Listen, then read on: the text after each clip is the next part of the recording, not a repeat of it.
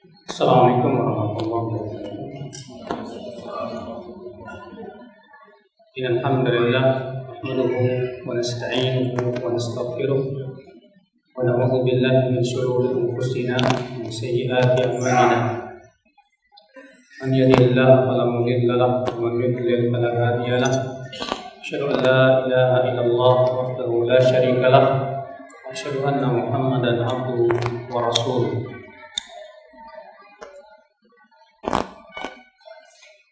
Allah Ta'ala fi kitabihil karim, ya ayyuhalladzina amanu taqullaha haqqa tuqatih wa la tamutunna illa wa antum muslimun. Amma ba'd. Ikhwatul Islam, sedekah adalah merupakan amalan yang agung di sisi Allah Subhanahu wa taala. Di mana banyak sekali anjuran untuk bersedekah dalam Al-Qur'an maupun di dalam hadis Nabi Sallallahu Alaihi Wasallam. Kita akan menyebutkan dalil-dalil dari Al-Quran dan hadis Nabi Sallallahu Alaihi Wasallam yang menentukan akan keutamaan dan keistimewaan sedekah. Adapun dari Al-Quran, Allah Ta'ala berfirman dalam surat Al-Munafiqun, wa anfiqu mimma razaqnakum min qabli an ya'ti ahadakumul maut fa yaqula rabbi laula akhartani ila ajalin qarib. Wa anfiqu, dan berinfaklah kalian, mimma, dari apa-apa, razaqnakum, yang telah kami berikan rezeki kepada kalian, min qabli, sebelum ayatiya ahadakumul maut, sebelum datang kepada kalian kematian. Fayaqul, lalu dia berkata, Rabbi, wahai Rabbku, laula akhartani ila ajalin qarib, kalau engkau undurkan ajalku sampai waktu yang sebentar saja, fa asaddaqa, supaya aku bisa bersedekah, wa akum minas salihin, dan supaya aku termasuk orang-orang yang saleh. Di sini Allah Subhanahu wa taala menyebutkan bahwa orang yang meninggal berangan-angan ingin supaya umurnya itu sedikit diundurkan supaya bisa bersedekah. Karena memang di akal Islam sedekah itu sangat besar pahalanya di sisi Allah Subhanahu wa taala. Allah juga berfirman dalam surat Saba ayat 39,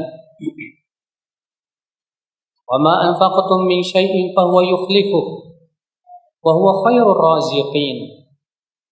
Dan apa-apa yang kalian infakkan dari harta, maka Allah pasti menggantinya, dan Allah Subhanahu wa taala sebaik-baik pemberi rezeki.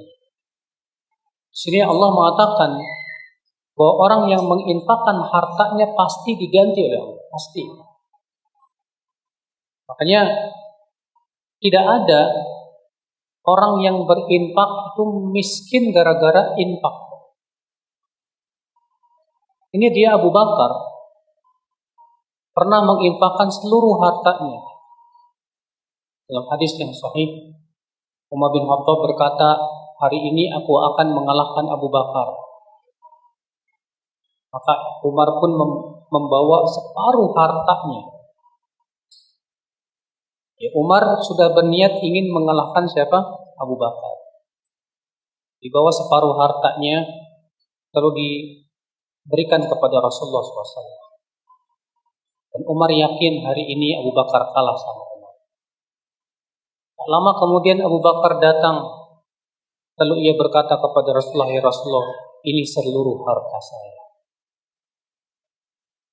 Tapi apakah ketika Abu Bakar menginfakkan seluruh hartanya itu Abu Bakar jadi jatuh miskin?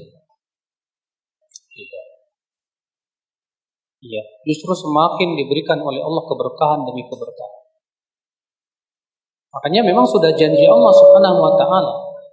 Ya, sudah janji Allah bahwa orang yang berinfak itu pasti diganti di dunia dan di akhirat. Di dunia diganti oleh Allah Subhanahu wa taala. Di akhirat sudah pasti. Jadi Allah sudah berjanji untuk mengganti harta orang yang berinfak di dunia dan di akhirat. Di dunia pasti Allah ganti. Di akhirat apalagi? Harta yang kita infakkan itulah yang menjadi harta kita di dunia dan akhirat. Dan disebutkan dalam hadis Rasulullah SAW bersabda, "Yaqulu ibnu Adam," berkata anak Adam, "Mali, hartaku, hartaku." Padahal kata Rasulullah, hakikat harta dia itu yang sudah dia makan, atau yang sudah dia pakai, atau yang sudah dia infakkan.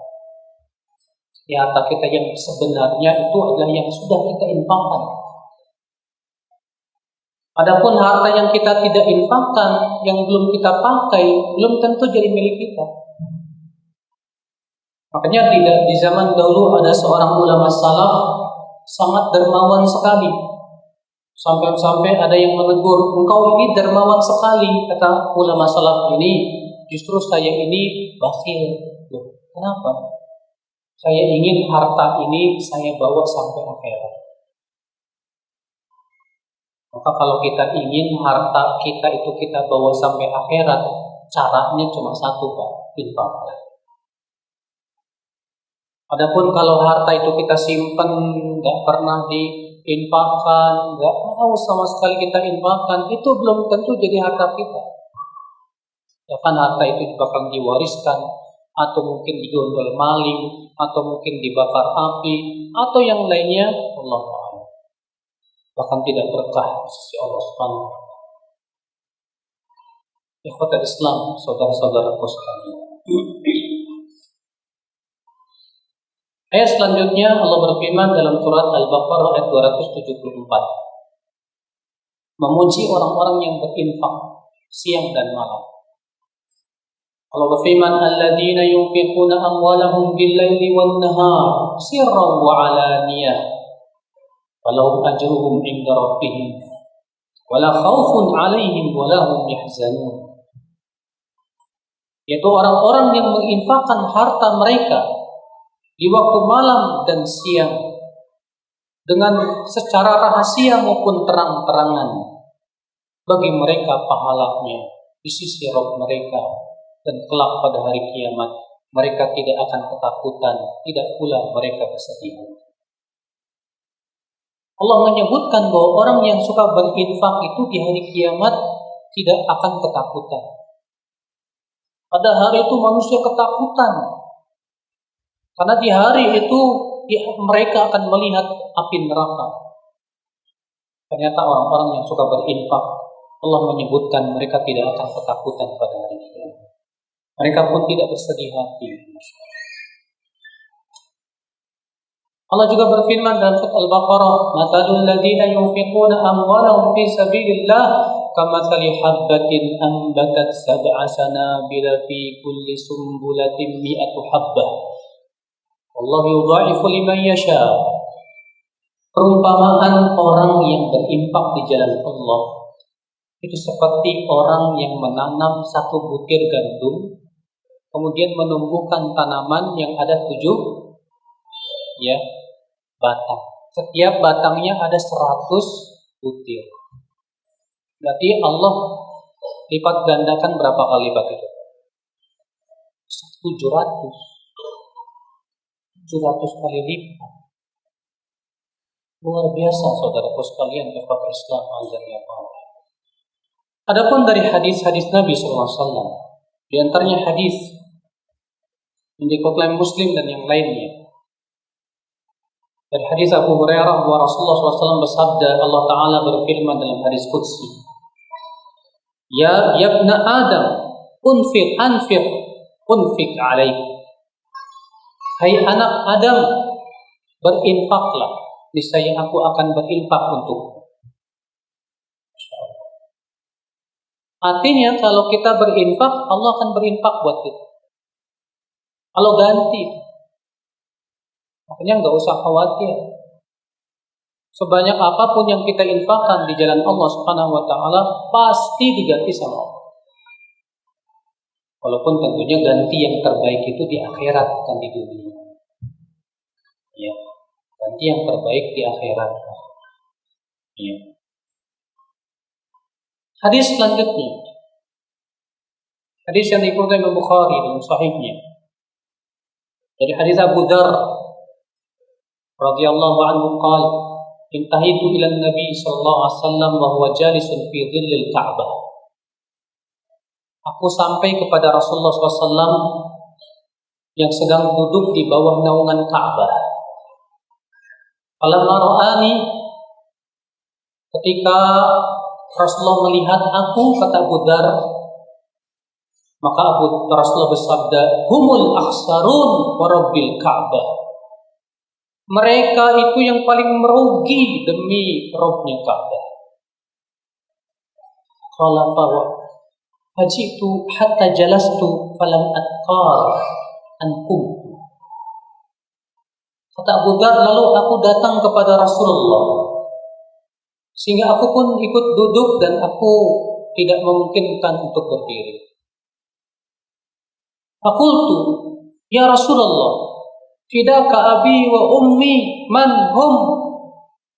Wahai Rasulullah, tebusanmu ayah dan ibu. Siapa mereka ya Rasulullah? Orang yang paling merugi itu ya Rasulullah. Kata Rasulullah, humul aktsaruna amwalan illa man qala hakadha wa hakadha min baini yadihi wa min khalfi wa an yamini wa an shimali wa qalilum ma hum. Orang yang paling merugi itu yang paling banyak hartanya, kecuali orang yang menginfakkan hartanya ke depannya, ke belakangnya, ke kanannya, ke kirinya, dan jumlah mereka sedikit sekali. Ternyata orang yang paling merugi itu orang yang paling banyak duitnya. Orang yang paling merugi itu orang yang paling banyak hartanya. Kecuali kata Rasulullah kalau hartanya itu diinfakkan di jalan Allah. Nah, saudaraku sekalian, antum-antum yang bercita-cita pengen jadi orang kaya, mikir-mikir. Boleh nggak kita menghayal pengen jadi orang kaya? Boleh. Tapi dengan niat ingin berinfak. Sebagaimana disebutkan dalam hadis Nabi SAW, dalam hadis riwayat Abu Daud, Imam Ahmad dan yang lainnya, Rasulullah SAW sabda, "Wa hadithukum haditsan fahfadhuh." Aku akan sampaikan kepada kalian sebuah hadis, hafalkan. Innamad dunya li arba'ati nafar. Dunia itu untuk 4 orang, kata Rasul. Siapa yang pertama? Rajulun ruziqa ilman wa malan. Orang yang diberikan rezeki ilmu dan harta. Bahwa yattaqi bi ilmihi wa yasil bihi rahimah. Dengan ilmunya ia bertakwa kepada Allah, dia sambung silaturahim, wa ya'rif min mali haqqah, dan dia tahu hak hartanya, dia infakkan. Kata Rasulullah apa? Bahwa bi afdalil manazil, ini orang yang paling tinggi derajat. Orang yang paling tinggi derajatnya orang yang dikasihi oleh Allah 2, Pak, ilmu dan harta. Dengan ilmunya dia bertakwa kepada Allah, dia sambung silaturahim, dengan hartanya dia infakkan di jalan Allah. Yang kedua, rajulun ruziqa ilman wa lam yurzaq malan. Orang yang diberikan oleh Allah ilmu tapi tidak diberikan oleh Allah harta. Ilmunya banyak tapi miskin kere. Wa huwa shadiqun niyah, kata Rasulullah, tapi dia niatnya benar. Niatnya apa? Benar. Dia berkata, "Lau kana li malan misla fulan." Kalau aku punya harta seperti si fulan, aku akan berinfak seperti dia. Kata Rasulullah, "Fahuma biniyatihi." Ya, maka dengan niatnya tersebut dia sama pahalanya dengan orang kaya. Karena niat. Makanya antum pengen jadi orang kaya nggak? Hah? Tergantung niatnya apa. Kalau antum pengen jadi orang kaya, niatnya saya bisa jalan-jalan ke sana kemari maksiat, hati-hati. Makanya Rasulullah menyebutkan tingkatan yang ketiga. Siapa yang ketiga? Abdun ruziqa malan walam yurzaq ilman. Orang yang diberikan oleh Allah harta tapi tidak diberikan oleh Allah apa? Ilmu. Karena dia tidak punya ilmu, dia tidak bertakwa kepada Allah. Dia putuskan silaturahim dan dia hamburkan hartanya di jalan setan. Kata Rasulullah, "Fahuwa bi akhbathil manazil." Ini orang yang paling buruk, ya. Tempatnya. Ya. Yang keempat siapa? Orang yang tidak diberikan harta, tidak diberikan oleh Allah ilmu. Udah miskin, gak sholat. Udah miskin, gak punya ilmu.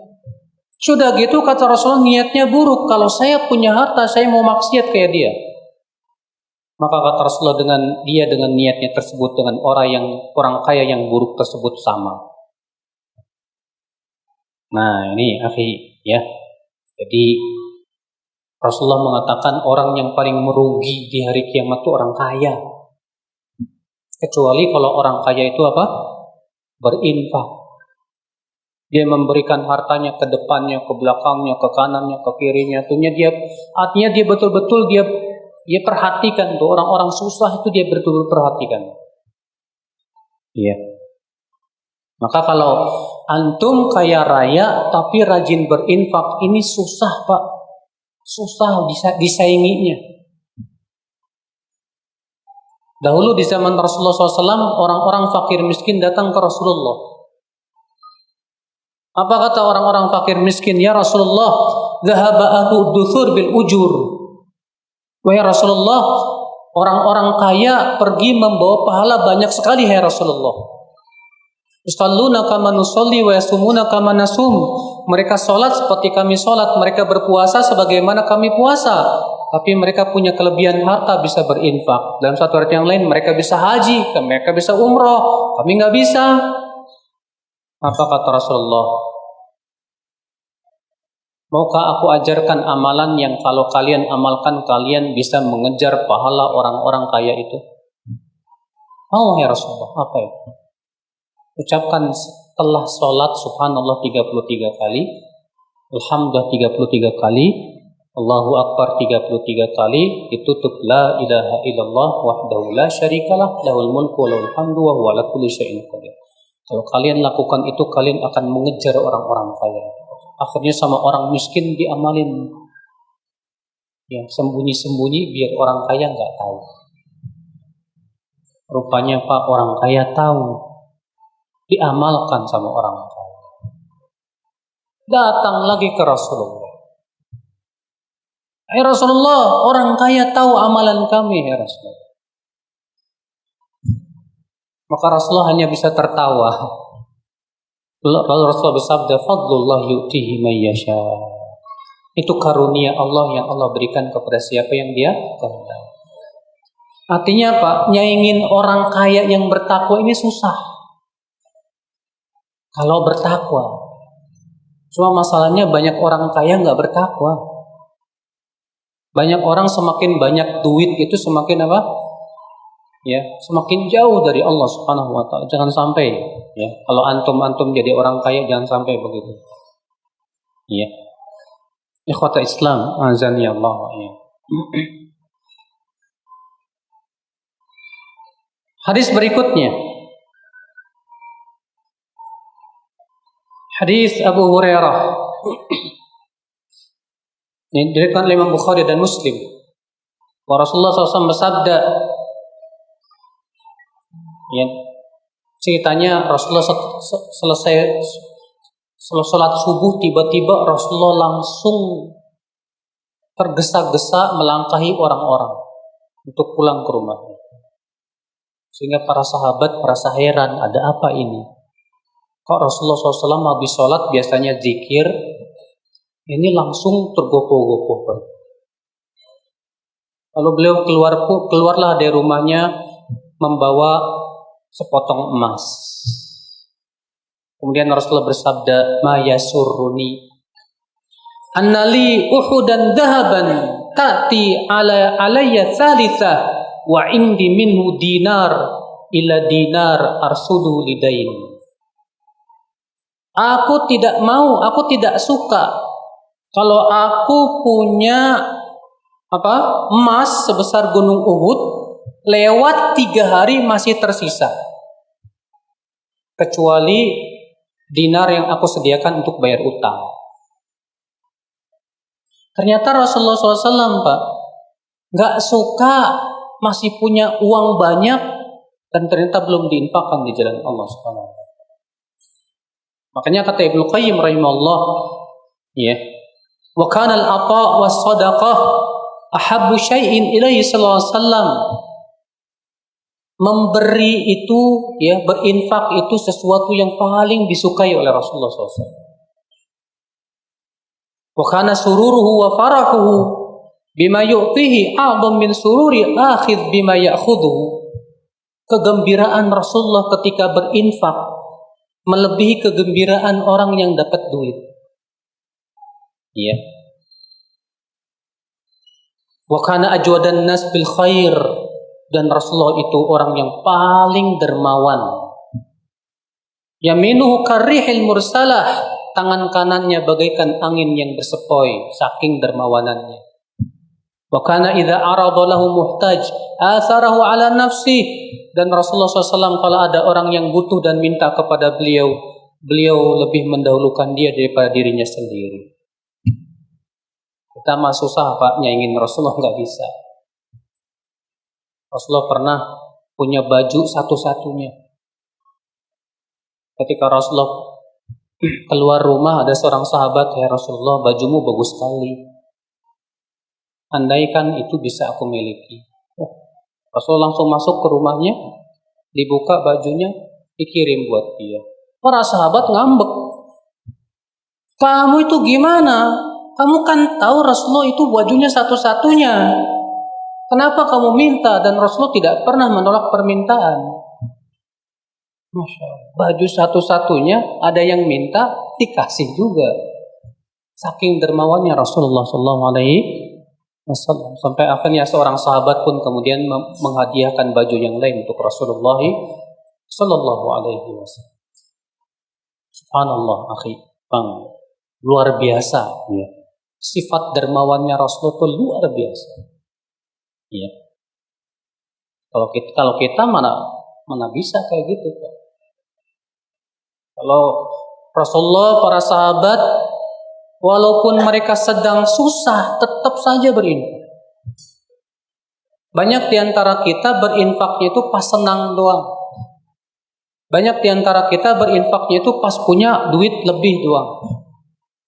Kalau para sahabat saat susah pun tetap berinfak, ini yang susah. Makanya Allah memuji mereka dalam surat Al-Hasyr. Walladzina tabawwa'ud dara wal imana min qablihim yuhibbuna man hajara ilaihim wa la yajiduna fi sudurihim hajatan mimma utu wa yu'thiruna ala anfusihim walau kana bihim khassasah.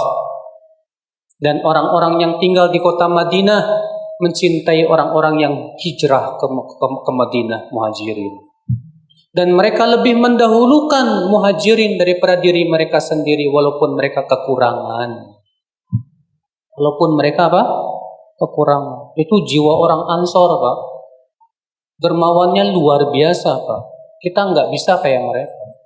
Suatu ketika Rasulullah kedatangan tamu.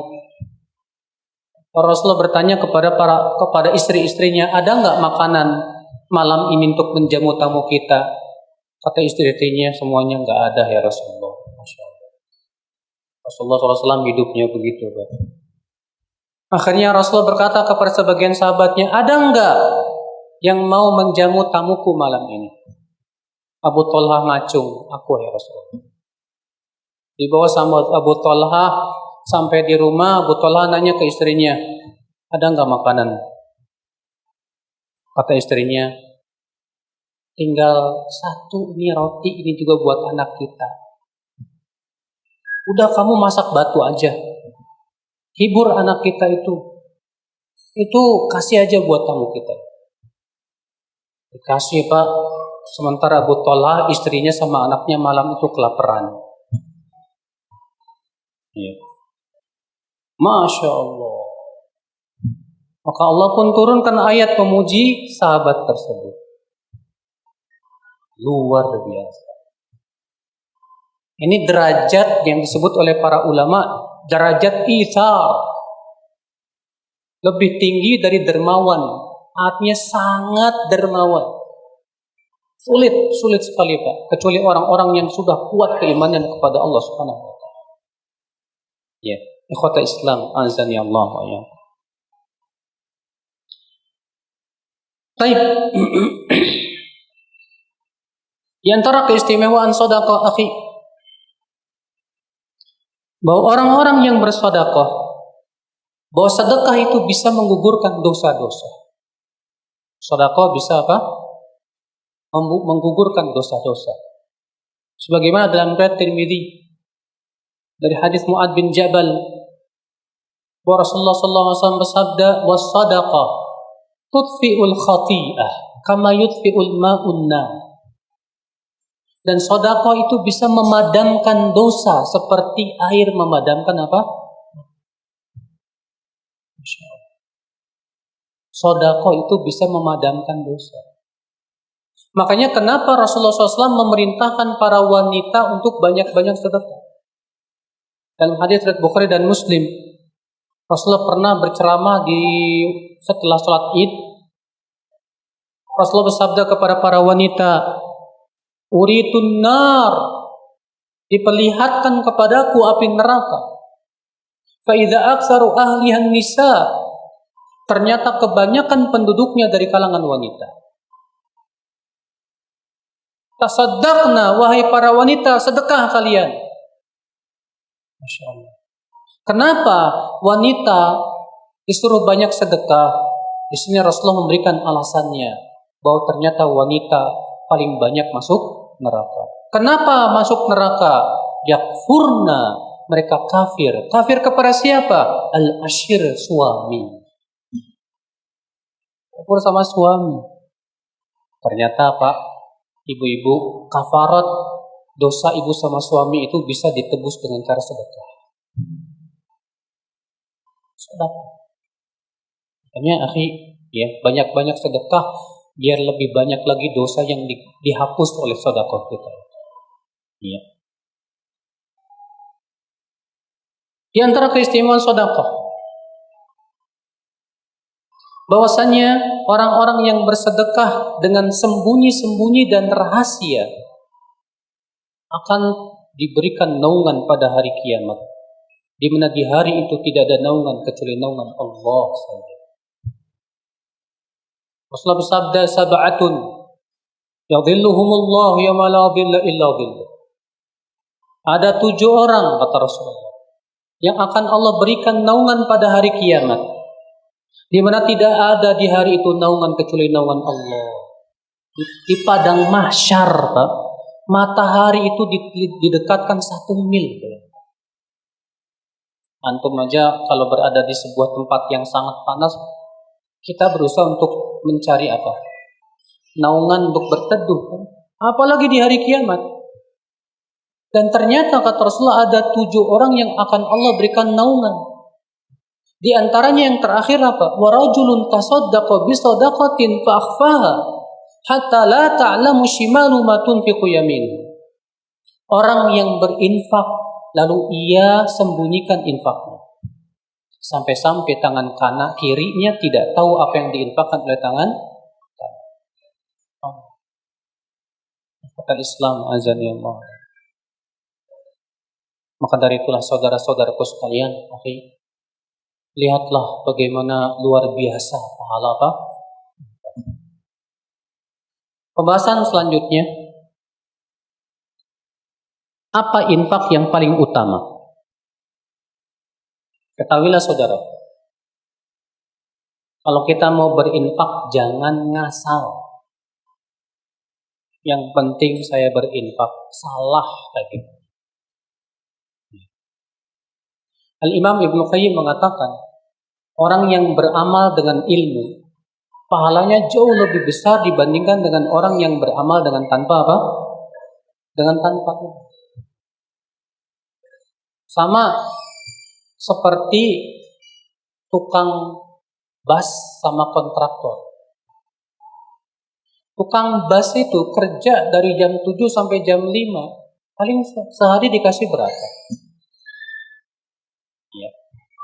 Sementara dia capek, ngangkat bata, angkat batu, ya, ngaduk semen dan yang lain. Sementara kontraktor cuma nyuruh-nyuruh doang. Ini, benerin nih. Ini, gini, ini. Tapi hasilnya gedean siapa? Kontraktor. Kenapa? Karena tukang bas bekerja dengan tenaga, kontraktor bekerja dengan ilmu. Demikian pula kata Ibnu Qayyim dalam kitab Miftah dari Sa'adah. Orang yang beramal dengan ilmu, pahalanya jauh lebih besar dibandingkan dengan orang yang beramal dengan tanpa ilmu. Maka kalau kita ingin berinfak, jangan niat kita berinfak yang penting saya berinfak, salah. Ya. Jadi gimana nih yang harus kita lakukan? Yang harus kita lakukan Bapak sekalian adalah bagaimana supaya nilai infak saya besar di sisi Allah. Walaupun duitnya sedikit, tapi nilainya besar di sisi Allah Subhanahu wa taala. Baik. Akhi, nilai infak menjadi besar atau kecil itu ditentukan oleh beberapa faktor. Faktor yang pertama, keikhlasan dan kehalalan. Apa tadi? Keikhlasan dan kehalalan. Disebutkan dalam hadis riwayat Imam Ahmad, Rasulullah SAW bersabda, "Idza anfaqa ar-rajul bi adli tamratin min kasbin tayyibin, taqabbalallahu bi yaminihi, fayurabbiha kama yurabbi ahadukum faluwa hatta tasira mislal jabal." Apabila seseorang berinfak dengan sebutir kurma dari usaha yang halal, Allah terima infaknya, lalu Allah kembang biakan sampai menjadi sebesar gunung. Infak sebutir kurma dikembang biakan oleh Allah sampai menjadi sebesar apa? Gunung, karena keikhlasan dan kehalalan. Antum kalau berdagang modalnya 10.000, untungnya 10 juta, mau nggak? Nggak ada Pak, dagang kayak gitu. Modal 10.000, untung 10 juta. Ada nggak kayak gitu? Ada. Tukang minyak wangi dibacain raja-raja. Ya, oleh sebagian orang kan, ini udah dibacain mantra-mantra apa, udah dibacain sama kiai, sama wali. Jadi harganya berapa? 50 juta. Ada yang mau beli loh Pak. Padahal modalnya cuma 10.000. Tapi caranya nggak halal. Saudaraku sekalian,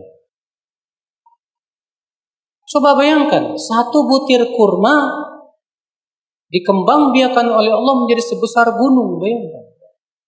Untung banyak nggak Pak? Walau kalau dalam ilmu perbisnisan ini untung banyak.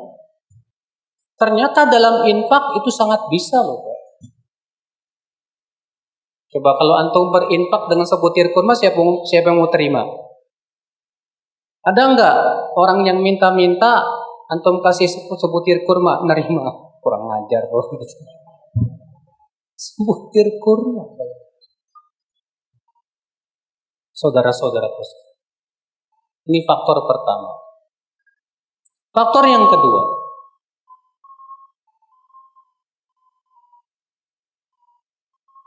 yaitu yang membuat pahala besar itu yaitu dilihat dari sisi perjuangan melawan kekikiran.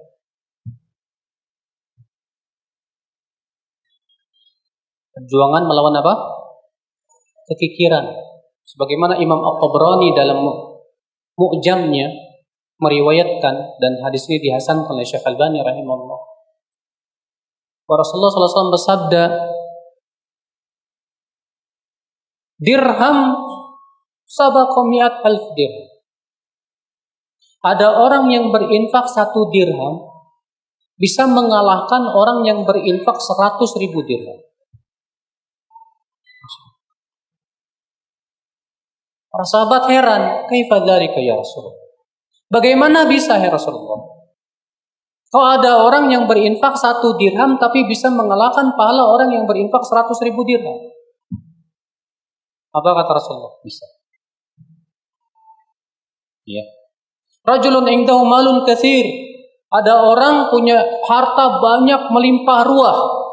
Fa akhadha 100.000, lalu diambil 100.000 lalu diinfakkan. Wa rajulun indahu dirhaman, sementara ada orang hartanya hanya 2 dirham. Lalu dia ambil 1 dirham diinfakkan. Coba kalau antum punya duit di tabungan 10 miliar. Untuk berinfak 10 juta mudah nggak Pak?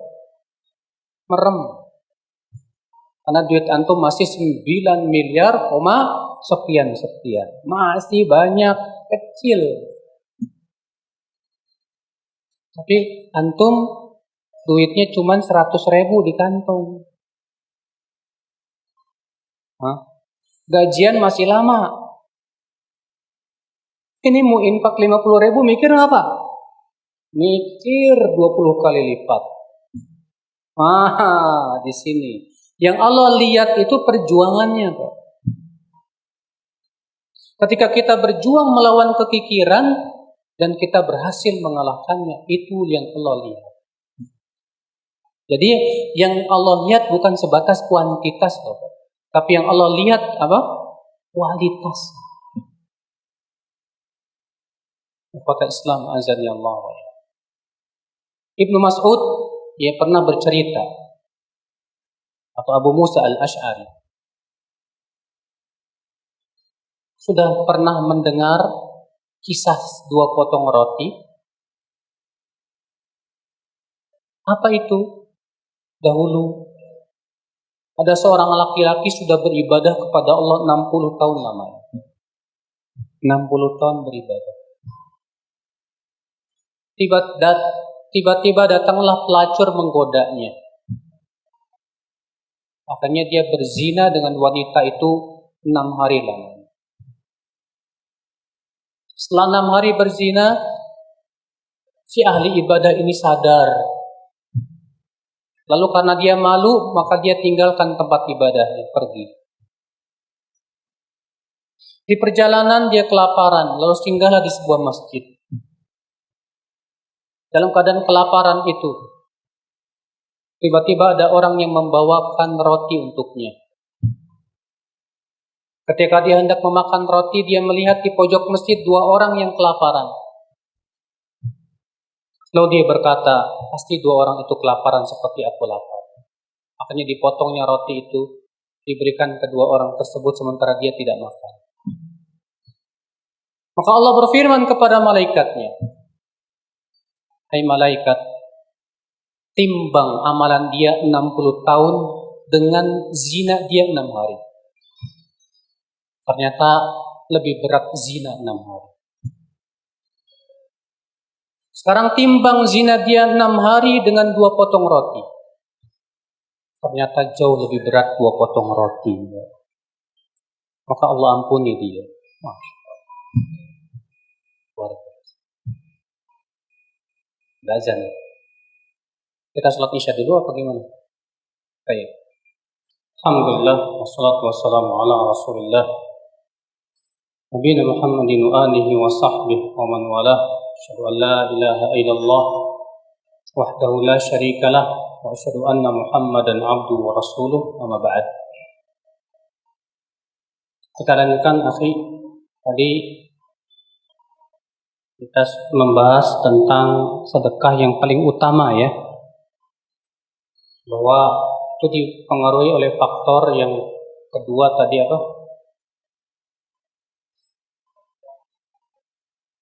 Perjuangan dalam melawan kekikiran. Dan ini juga ditujukan oleh sebuah hadis Nabi Sallallahu Alaihi Wasallam,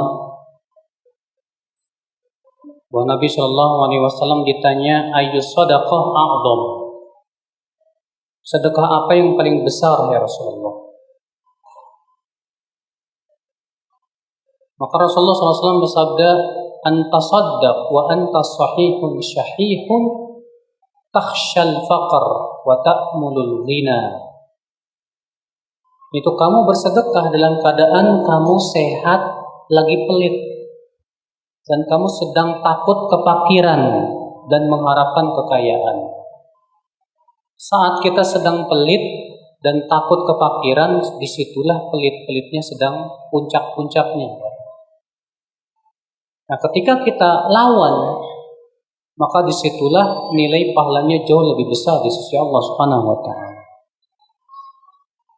Makanya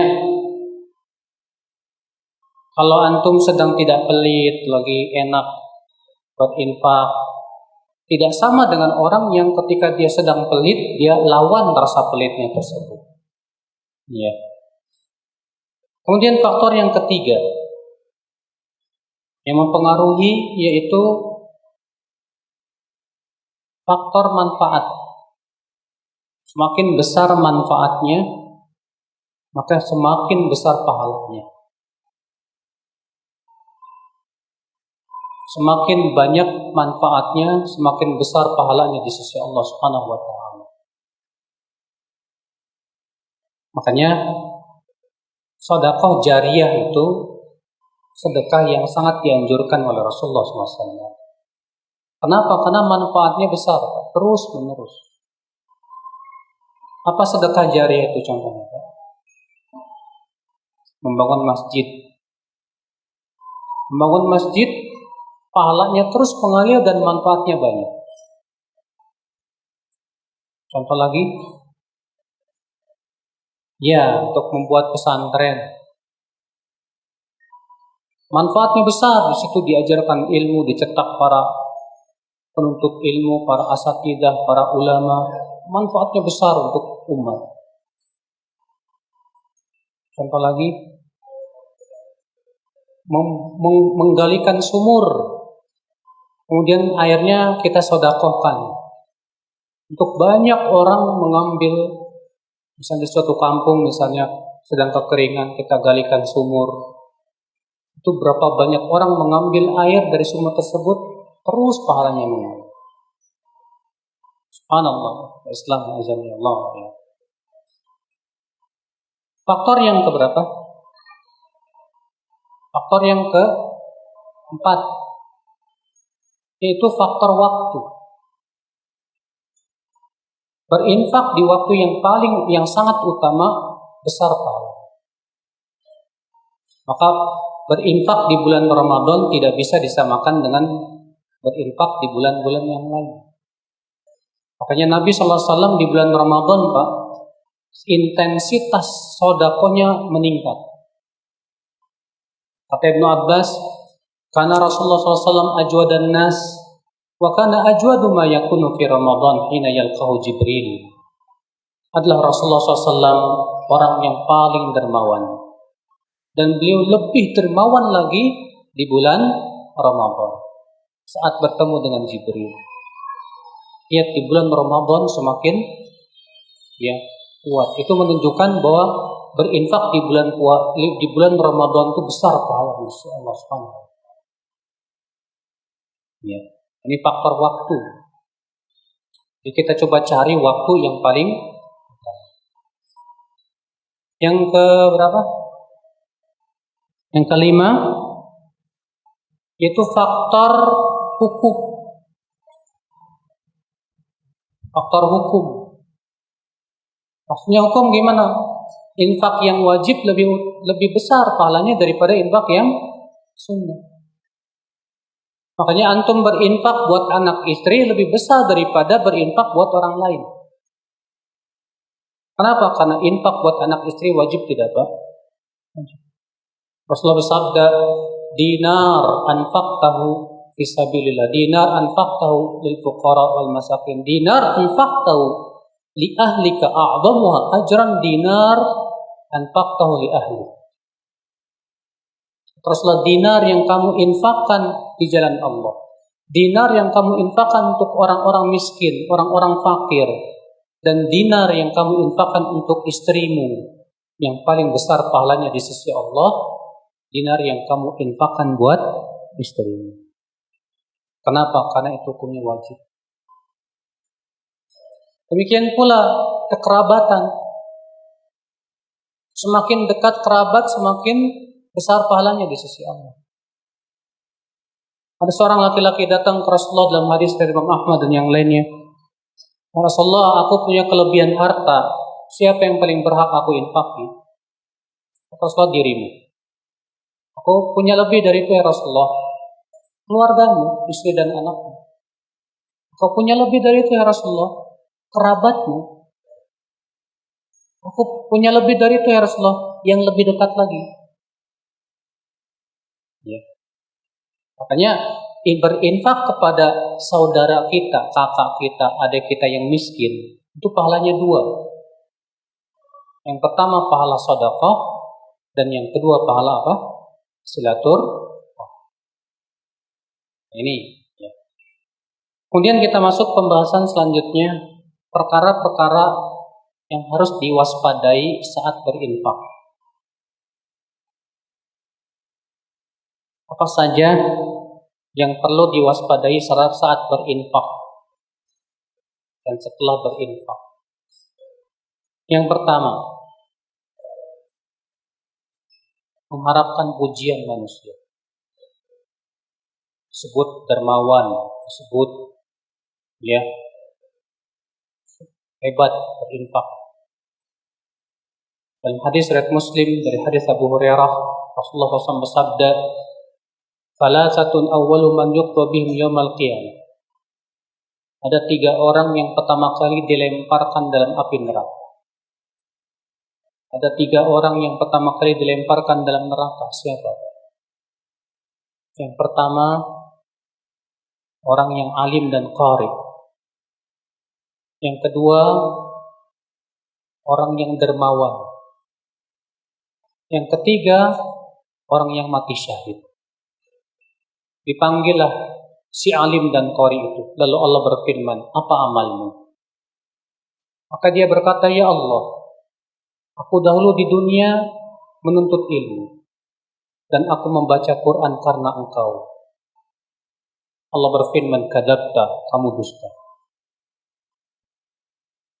Kamu dulu menuntut ilmu karena ingin disebut alim. Dan kamu membaca Quran karena ingin disebut qari. Dan kamu sudah mendapatkan sebutan itu. Lalu ia diseret dan dilemparkan ke neraka. Yang kedua, orang yang dermawan. Ditanya oleh Allah, apa amalmu? Dia berkata, ya Allah, tidak ada satupun jalan yang engkau suka untuk diinfakkan padanya kecuali kau sudah berinfak karena engkau. Allah berfirman, kadzabta, kamu dusta. Al-anfaqta lituqal jawad, kamu dulu berinfak karena ingin disebut dermawan. Dan kamu sudah mendapatkan sebutan itu. Maka ia pun diseret dan dilemparkan ke neraka. Yang ketiga, orang yang mati syahid. Ditanya, apa amalmu? Ya Allah, aku berperang sampai aku mati syahid. Karena engkau. Allah berfirman, kamu dusta. Kamu dulu berperang karena ingin disebut pahlawan. Karena ingin disebut pemberani. Dan kamu sudah mendapatkan itu. Lalu ia diseret dan dilemparkan ke neraka. Ya, hati-hati. Makanya sebelum berinfak kita harus periksa dulu hati kita. Kalau ternyata kita mau berinfak, ada keinginan dipuji, entah dulu deh, tahan dulu. Perbaiki dulu apa? Hati kita. Ya. Itu yang pertama yang harus diwaspadai Yang kedua, waspadai berinfak dengan harta yang paling jelek dan paling buruk. Kalau antum berinfak dengan buah, jangan cari-cari yang buruk. Karena dahulu dua anak Adam berinfak. Yang satu Qabil, yang satu Habil. Si Qabil tidak diterima oleh Allah infaknya. Kenapa? Rupanya dia sengaja mengeluarkan yang buruk-buruk. Yang orang saja ngambilnya pasti tidak mau. Yang ketiga, yang harus diwaspadai. Jangan mengungkit-ungkit pemberian kita pada orang yang sudah kita infaki. Jadi kalau misalnya antum sudah berinfak sama orang, jangan sekali-kali suatu hari antum mengungkit-ungkit. Misal antum lagi kesal sama dia, antum lagi marah sama dia, lalu antum berkata, saya kan sudah banyak bantu kamu. Nah, maka saat itu pula Pak, infaknya habis, batal. Dan ini termasuk dosa besar di mata Allah. Kata Rasulullah, salasatun, ada 3 orang, la yukallimuhumullah, wa la yanzuru ilaihim, wa la yuzakkihim, wa lahum adzabun. Ada 3 orang yang tidak diajak bicara oleh Allah pada hari kiamat. Tidak akan dilihat oleh Allah. Tidak akan disucikan oleh Allah. Bagi mereka adab yang pedih. Siapa 3 orang ini? Yang pertama Rasulullah bersabda apa? Al-Mannan. Orang yang mengungkit-ungkit pemberian. Dan Allah berfirman dalam surah Al-Baqarah apa? Ya ayyuhalladzina amanu la tubtilu shadaqatikum bil manni wal adha. Jangan kamu batalkan amal sedekah kamu dengan mengungkit-ungkit dan menyakiti. Okay. Jadi yang sudah kita infakkan jangan diungkit. Terkadang seorang ayah mengungkit pemberian kepada anak. Bapak sudah capek cari duit buat kamu. Saat antum ngomong gitu, habis. Tak tersisa. Seorang suami ngungkit-ngungkit ke pemberiannya kepada istri, habis pahala. Tak tersisa. Makanya hati-hati Pak, mengungkit-ungkit ini bahaya banget. Kemudian yang keberapa? Yang harus dipawadai? Keempat. Jangan sampai tujuan terbesar dalam berinfak pengen diganti di dunia. Saya mau berinfak 1.000, mudah-mudahan diganti sama Allah 700.000. Kan kata Allah dilipat gandakan jadi 700. Tapi kalau 1.000 kali 700 Pak, kata Imam Suyuti, siapa yang beribadah dengan niat 2, karena Allah dan karena dunia, maka dilihat mana yang paling dominan dari niatnya tersebut. Kalau yang paling dominan niatnya karena Allahnya, dapat pahala. Kalau yang paling dominan karena dunianya, dapat dosa. Dan kalau sebanding imbang 50-50, tasaqqa, saling berguguran. Enggak dapat dosa, enggak dapat dosa. Allah berfirman dalam surat Hud ayat 15-16. Man kana yuridul hayatad dunya wa zinataha nuwaffi ilaihim a'malahum fiha wa hum fiha la yubkhasun. Ulaika alladziina laisa lahum fil akhirati illa an-nar wa habita ma sana'u fiha wa batilu ma kanu ya'malun. Barang siapa yang menginginkan dunia dan perhiasannya, kami akan berikan apa yang dia inginkan dari amalnya tersebut tanpa dikurangi. Mereka di dalam kehidupan akhirat nanti tidak mendapatkan apapun kecuali neraka. Batal amal usaha mereka, sia-sia amal. Jangan sampai ketika berinfak, Pak, keinginan terbesar kita diganti di mana? Di dunia. Bahaya. Yang kelima yang harus diwaspadai. Jangan sampai sedekah kita menimbulkan ujub, sehingga kita menganggap remeh sedekah orang lain. Antum sedekahnya 1 juta, teman antum sedekahnya 10.000, Allah 10.000.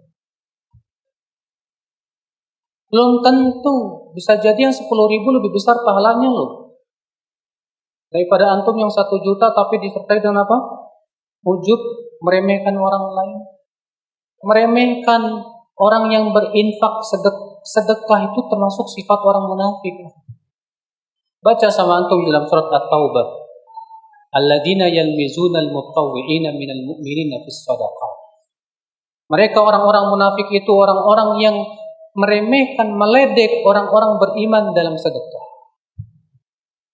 Allah mensifati orang munafik itu suka meledek orang yang bersedekah, menganggap remeh orang yang bersedekah. Tak bagus. Dan ujub itu sendiri, kata para ulama seperti Syekh Utsaimin, itu bisa membatalkan amal. Ya. Kemudian yang keberapa?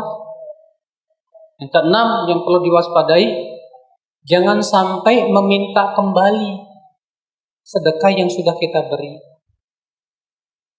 Antum sedekah sama orang, besoknya minta lagi, nggak jadi deh.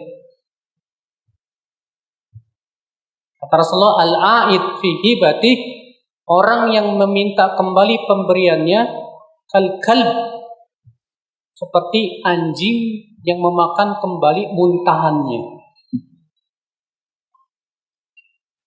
Ya, ayat yang lain, la tarji ya an hibatik, jangan kamu ambil kembali hibah pemberian yang sama kamu sudah berikan ke orang lain. Jangan ya, gara-gara antum misalnya calonin diri jadi ini, nggak kepilih, ya.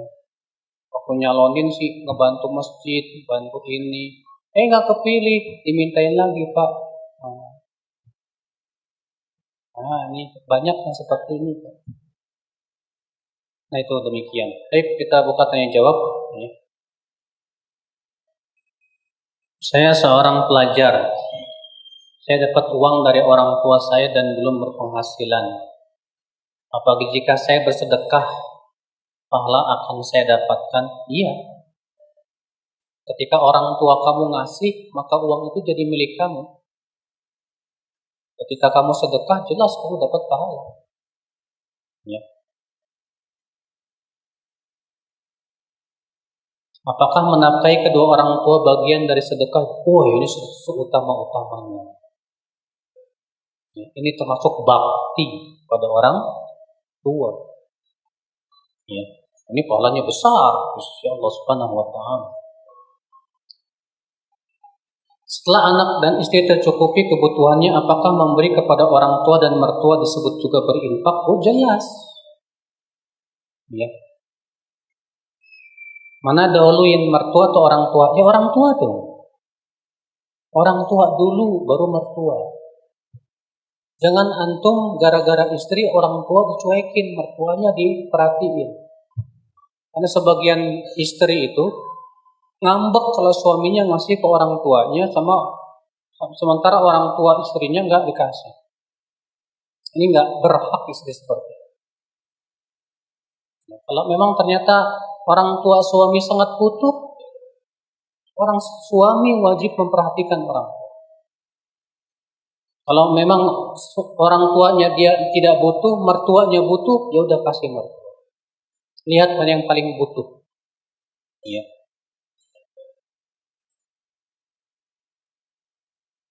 Perbuatan apa yang bisa menggugurkan atau menghilangkan pahala sedekah? Sudah sebutin tadi.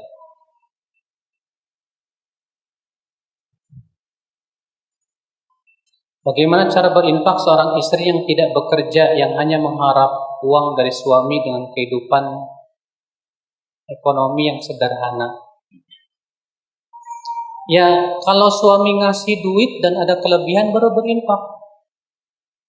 Tapi kalau nggak ada kelebihan, hanya buat untuk masak, belanja, ya udah yang penting ada niat. Kan kita sudah sebutkan tadi dunia untuk 4 orang.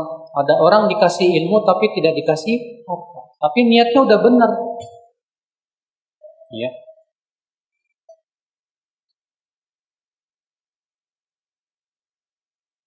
Apakah ada keutamaan infak ke muslim daripada kepada non-muslim? Iya jelas, karena Rasulullah bersabda, la ya'kul ta'amaka illa taqiyun. Janganlah memakan makananmu kecuali orang yang bertakwa. Maka berinfak kepada orang yang bertakwa lebih kita dahulukan.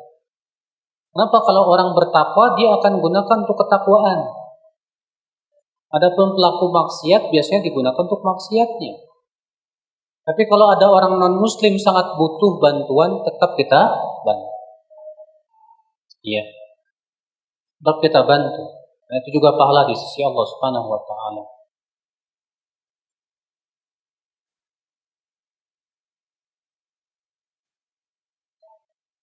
Bagaimana hukumnya menerima infak dari orang yang berpenghasilan haram?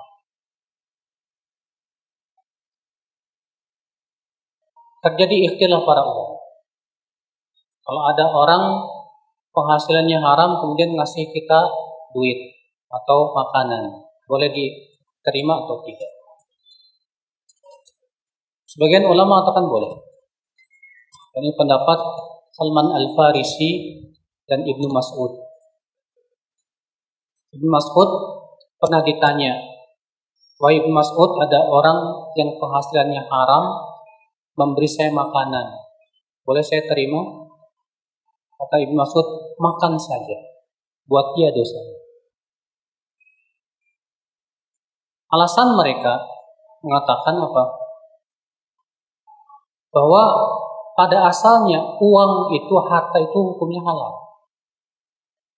Yang membuat haram itu transaksinya.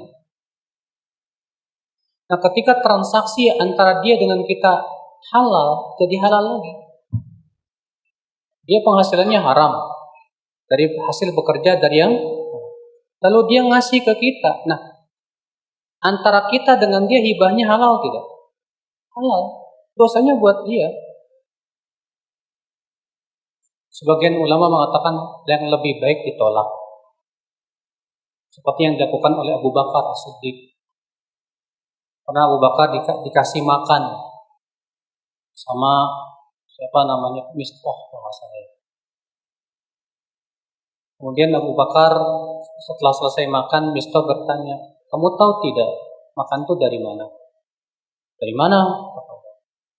Itu dulu saya pernah jadi waktu jahiliyah pernah ngedukun. Nah itu dari situ. Langsung Abu Bakar memasukkan jarinya ke mulut, dimuntahkan. Sebagian ulama mengatakan bahwa perbuatan Abu Bakar ini min babil wara'.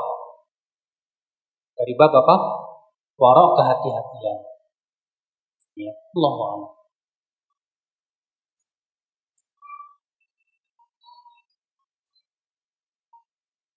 Saat ini banyak sekali fitnah, terutama fitnah wanita.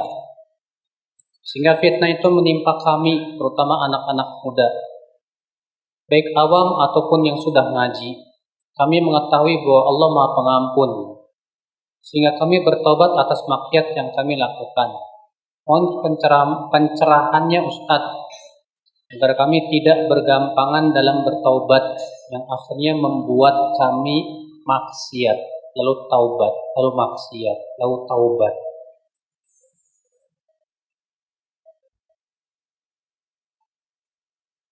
Makanya Pak, jangan berani-berani mendekati atau mendatangi tempat-tempat yang udah jelas justru banyak maksiat.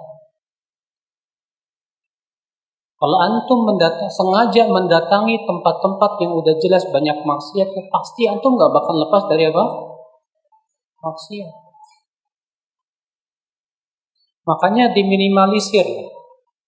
Untuk mendatangi tempat-tempat maksiat itu diminimalkan. Ya. Makanya disebutkan dalam hadis Abdullah bin Amr bin Al-As, Rasulullah SAW bersabda kepada Abdullah bin Amr, "Kaifa bika ya Abdullah idza kunta fi husalatin minan nas?" Dan Abu Daud, bagaimana sikapmu hai Abdullah kalau kamu tinggal di masyarakat yang sudah rusak? Apa kata Abdullah bin Amr? "Mada ta'muruni ya Rasulullah?" Apa yang kau perintahkan kepadaku ya Rasulullah? Kata Rasulullah, "Ilzam baitak." Pegang rumahmu. Apa maksudnya pegang rumahmu?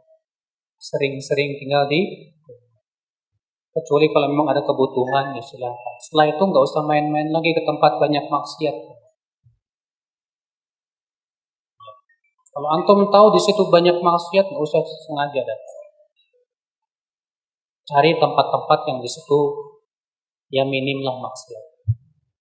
Cari di situ tempat-tempat yang itu antum bisa menjaga keimanan, ketakwaan. Cari. Itu diantara cara yang bisa antum lakukan. Karena memang Rasulullah memerintahkan kita untuk lari dari fitnah. Imam Bukhari meriwayatkan Rasul bersabda, "Yushik an yakuna khairu malin muslim ghanam yatba'u biha sya'fal jibal yafiru bidinihi minal fitan." Hampir-hampir sebaik-baik harta yang dimiliki oleh seorang muslim nanti itu kambing yang ia pelihara di puncak-puncak gunung dan di lembah-lembah. Ia lari membawa agamanya dari fitnah. Lari membawa agamanya dari apa? Fitnah. Penting sekali. Ya. Bagaimana membersihkan harta kita yang tercampur dengan yang haram? Antum tentukan mana yang haram, mana yang halal. Yang haram antum keluarkan. Ya. Antum keluarkan. Apakah boleh disedekahkan? Boleh, tapi antum nggak dapat pahala. Karena Allah tidak menerima kecuali dari yang halal. Ya. Mana yang lebih utama? Sedekah atau bayar utang? Ya jelas bayar utang lah. Bayar utang tuh wajib, Mas. Kecuali kalau memang bayar utang antum nyicil. Misalnya antum beli sesuatu nyicil dan sudah kesepakatan untuk dibayar secara berangsur. Nah, pada waktu itu nggak apa-apa antum sedekah, berinfak. Ya. Mana yang lebih baik? Berinfak sekali besar, sekali tapi besar, dengan berinfak sering tapi sedikit. Kalau sering itu lebih baik. Karena Rasulullah mengabarkan bahwa malaikat setiap paginya turun, 2 malaikat. Yang satu berdoa, "Ya Allah, gantikan orang yang berinfak hartanya." Yang satu berdoa, "Ya Allah, binasakan orang yang yang bakhil." Kalau bisa setiap hari infak.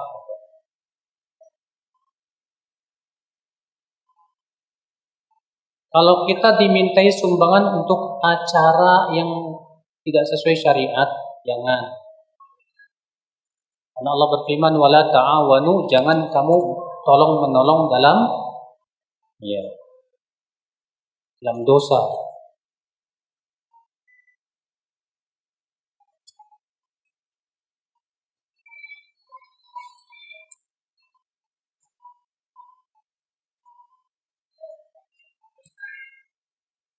Ketika ingin sedekah, tiba-tiba takut di akhir bulan nggak punya uang.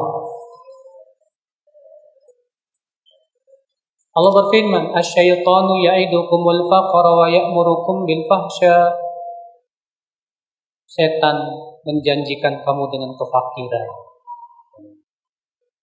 Mau berinfak ditakut-takutin sama setan. Nanti. Tawakal, bismillah, saya infakkan. Insya Allah, ya Allah pasti ganti. Nggak usah khawatir. Ya. Bagaimana sebaiknya mengatur pengeluaran antara sedekah dengan menafkahi anak dan istri? Nah, sudah kita sebutkan. anak dan istri harus kita dahulukan karena itu infak yang wajib. Kalau antum punya gaji cuma cukup buat infak anak istri doang sebulan, ya udah, antum sudah berinfak itu. Jadi antum jangan mengira infak itu cuma yang sunnah aja. Kalau antum melaksanakan yang wajib dan ternyata setelah melaksanakan yang wajib tidak tersisa untuk yang sunnah, ya sudah, antum sudah dapat pahala besar di sisi Allah Subhanahu wa taala.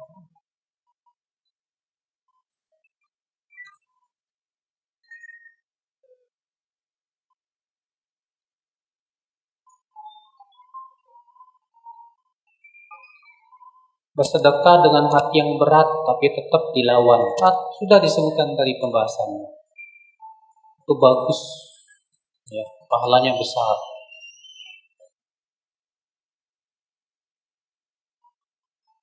Apa ada contoh dari salaf kunut nazilah gara-gara virus corona? Saya belum dapat riwayatnya.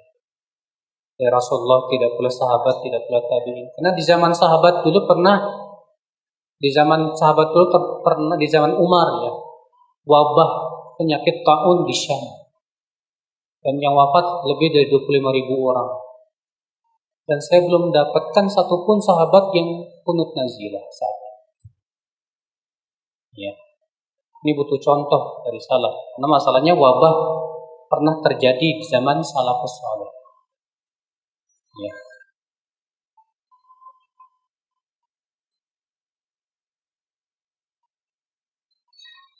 Bolehkah tawasul melalui amalan sedekah? Boleh. Ini termasuk yang diizinkan. Ya. Dan itu tidak mengurangi pahala insya Allah. Para ulama semua sepakat bahwa tawasul dengan amalan soleh termasuk tawasul yang disyariatkan.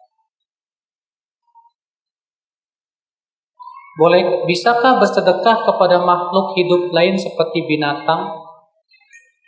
Kan hadisnya masyhur tentang kisah pelacur yang memberikan minum kepada apa? Anjing. Ya. Sehingga Allah maafkan dan ampuni dosanya. Ini masjid jadi taman kanak-kanak, Pak. Ya, diharapkannya ibu-ibu, Pak, supaya anak-anaknya diajarin. Saya ingin bertanya tadi Ustadz, Ustadz sebutkan faktor yang membuat pahala besar adalah sedekah kepada anak dan istri, pahalanya lebih besar. Terus bagaimana dengan kisah sahabat Rasulullah yang membiarkan anak dan istrinya kelaparan demi menjamu tamu dari Rasulullah SAW? Ini pengecualian, Pak. Kenapa saya katakan kecualian? Karena Rasulullah SAW menawarkan dan bertanya kepada para sahabat dengan menjanjikan pahala yang besar. Yang kedua, Abu Talhah, ya, cuma malam itu aja kelaparannya. Besoknya Abu Talhah cari nafkah lagi, nggak masalah. Ya. Yang tidak boleh itu antum rajin sedekah sunnah, anak istri apa? Kesusahan. Ya. Itu tidak bertabrakan. Karena Rasulullah yang mengatakan dinar yang kamu infakkan kepada istrimu lebih utama daripada dinar yang kamu infakkan kepada apa? Menjamu tamu hukumnya apa? Wajib tidak? Wajib.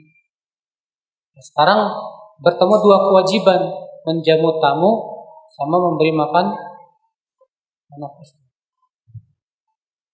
Sehingga masuk tidak dalam kaidah tadi? Nggak masuk. Karena masalahnya ini bertemu dua kewajiban, yang satu lebih wajib daripada yang lain.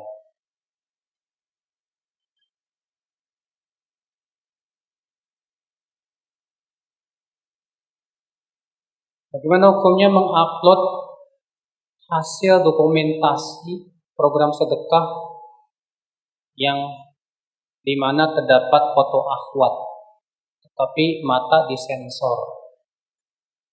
Apa sebaiknya dihindari? Sebaiknya sih dihindari. Ya, sebaiknya apa? Dihindari. Semaksimal mungkin kalau bisa. Kalau bisa sih dicoret aja. Atau ditutupi pakai apapun. Ya. Karena perempuan tuh Pak datang dengan 4, pergi dengan 8 kata Rasulullah. Ya. Bagaimana jika orang tua mengungkit-ungkit kebaikan di masa lalu dengan tujuan untuk menjadi pembelajaran? Emang begitu ya cara memberikan pelajaran? Apa enggak ada cara lain? Ya akhi, memberi pelajaran itu harus sesuai dengan sunnah. Adapun memberi pelajaran dengan cara mengungkit kebaikan, ini sama saja membatalkan amal sendiri. Pelajaran apa yang bisa diambil dari situ coba? Itu namanya mengajarkan anak untuk mengungkit pemberian. Apa enggak ada cara yang lain? Ya, masih banyak kok cara yang lain.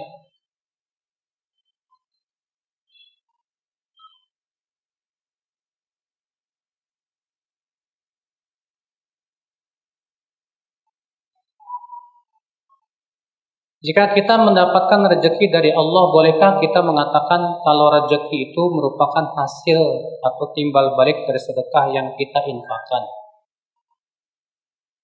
Bisa jadi. Tapi antum jangan sampai kemudian jadi berubah niat gara-gara. Ya.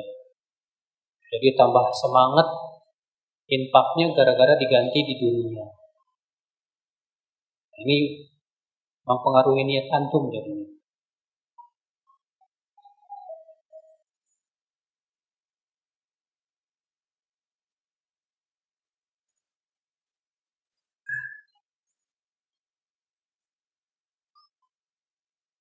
Senyum adalah sedekah yang paling mudah. Apakah sama ganjarannya sedekah senyum dengan sedekah harta? Tidak sama. Kenapa? Karena manusia itu ada kecenderungan cinta kepada harta. Cinta kepada apa? Makanya Rasulullah mengatakan sedekah itu burhan. Sedekah itu burhan. Burhan itu bukti akan keimanan. Ketika kita cinta kepada harta lalu kita infak, itu menunjukkan bukti keimanan kita. Sedangkan senyum tidak melawan sama sekali rasa pelit. Tinggal senyum aja. Ya.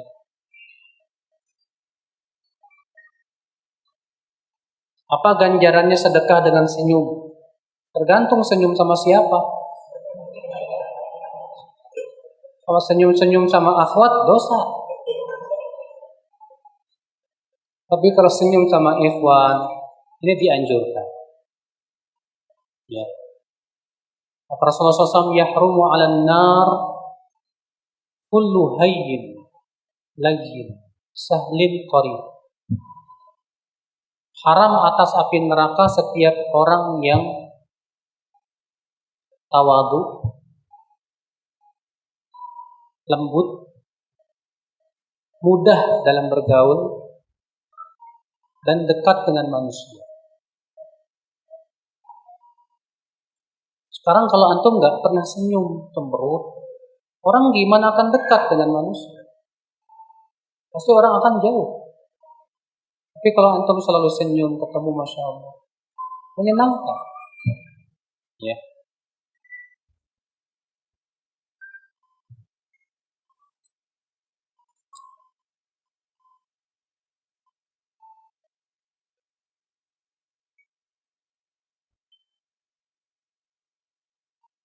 Kisah baju terakhir Rasul dan sepotong roti, tetapi infak utama adalah untuk diri sendiri, keluarga, kerabat dekat.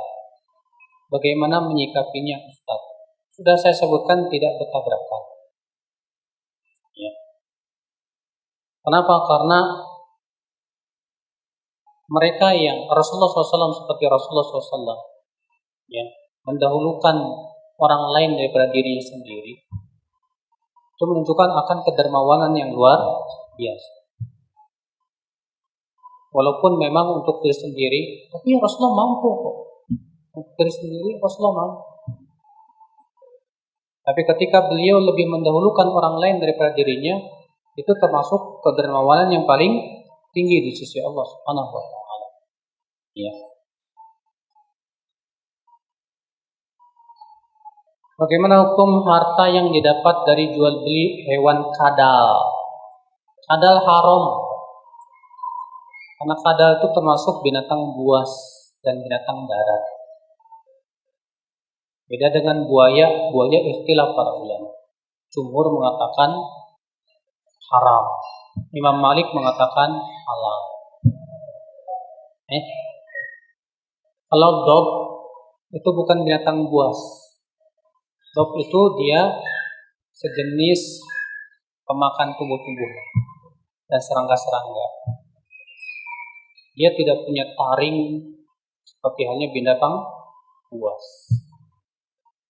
Sehingga dog itu tidak bisa disamakan dengan kadal. Kalau kadal dia binatang buas kan? Kadal binatang buas kan? Biawak itu ya. Kalau biawak ya. Nah, kadal kalau kadal bukan binatang buas boleh nggak? Kalau kadal bukan binatang buas maka boleh. Karena pada asalnya hewan itu halal sampai ada dalil yang mengharamkan. Ya. Baik, sudah tidak ada lagi pertanyaan. Semoga yang saya sampaikan bermanfaat. Wabillahi taufik. Assalamualaikum warahmatullahi wabarakatuh. Subhanallah.